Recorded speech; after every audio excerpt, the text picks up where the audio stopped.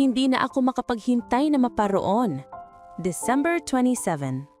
Offertory Reading Devotional. At nakita ko ang banal na lungsod, ang bagong Jerusalem, na bumababa mula sa langit buhat sa Diyos, na nakahanda na gaya ng isang babaeng ikakasal na nagagayakan para sa kanyang asawa. Apokalipsis 21:2. Isa na lamang ang nakaharang sa pagitan natin at sa bagong lupa. Ito ay ang pagtatapos ng gawain.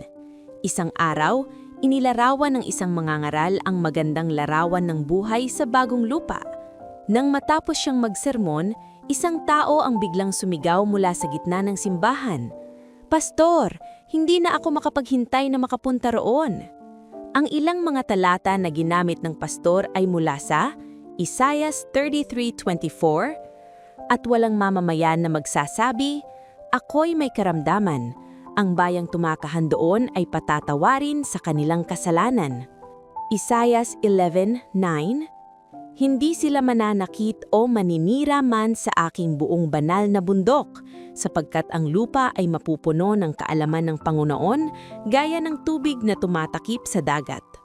At Apokalipsis 21:4, "At papahirin niya ang bawat luha sa kanilang mga mata, at hindi na magkakaroon ng kamatayan, hindi na rin magkakaroon ng pagdadalamhati o ng pagtangisman o kirot man, sapagkat ang mga unang bagay ay lumipas na." Sa mundong ito, tayo ay nagdadalamhati, naghihirap at namamatay.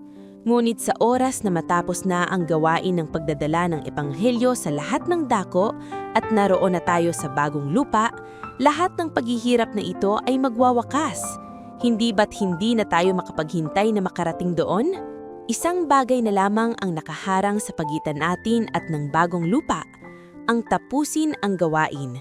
Panawagan. Maging matapat tayo sa pagbabalik ng ating mga ikapo at pangakong handog batay sa persentahe na ating naitakda. Ito'y para matapos na ang gawain at makauwi na tayo sa bagong lupa. Ako man, hindi na makapaghintay na mapunta roon. Sa pagbabalik natin ng ating mga ikapo at pangakong handog ay ilagay natin sa huli ang ating mga hangarin at unahin ang Diyos.